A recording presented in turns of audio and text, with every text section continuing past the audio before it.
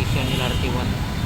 Kaya napapansin nyo, ang daming mga tao ng mga telco dito. Napapansin ko dito nakaparada, Miscore, nakatatak ng mga sasakyan dito. Ng Miscore.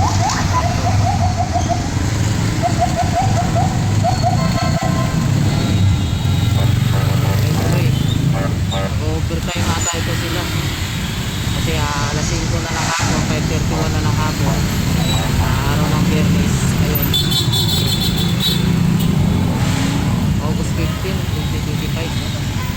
Ayan, tuloy-tuloy pa rin sila pagka-ayos ng mga salabat-salabat ng wire. Nakikita nyo, grabe, salabat ng wire talaga.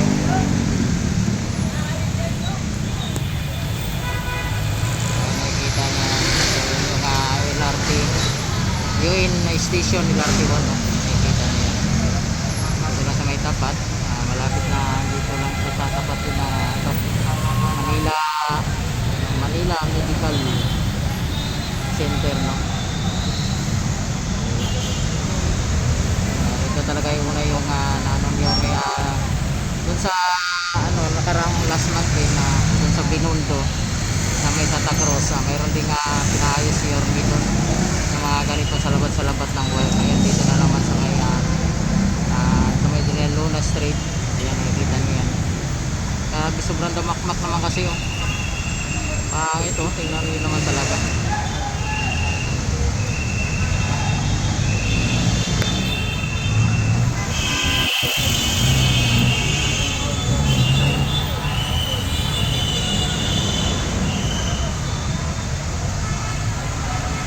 Dito dami nila. Dito may nagbabantay nga sa baba. Yan, may mga safety officer din para sa seguridad ng mga dumadaan, no? Sinyasan yung mga dumadaan, lalagay naman sila ng harang. Kailangan talaga nila kasi tataas niya, no? May light kasi yan, no? Kurente. Pero yung mga nandito sa mga hindi natin sigurado kung puro sa mga telepono o mga fiber, may nakahalo dyan kable ng kurente. Kaya landaan talaga sila ng ayos na mga wire. Nakikita nyo yung dalawa na yun. Talagang maigi nilang gandahan. Sorry talaga nilang ng mabuti. Delikado talaga yung ginagawa nila, no? Ang dami, no?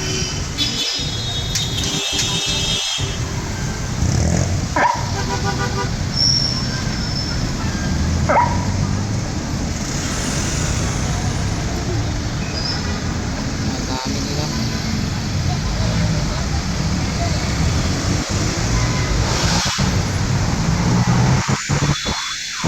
Unti talaga ni Yormi na inaayos yung mga magulong wire, no? Yung mga spaghetti wire dito sa Manila. Siguro nakita niya yung mga ginagawa ng mayor dun sa Davao City, yung Tatay Digong. Yun nga, malinis yung mga doon. Hindi naman lahat pa na nagawa lahat, pero may ibang parte doon na malinis na talaga. At ginawa ng ground cabling, no? Nilagay sa ilalim, dinaan yung mga wire, wala kang makikita doon.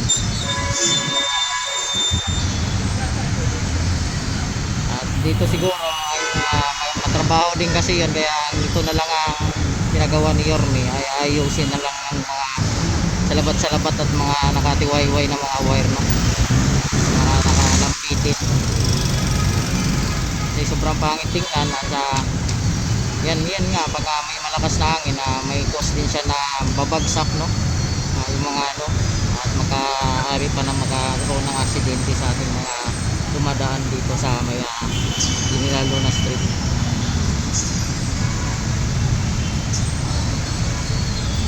Dami na sa traffic na, gawa ng rush hour na rin ngayon. Uwian ng mga magkatrabaho, pahinga ng weekend, kaya ang daming tao ngayon dito.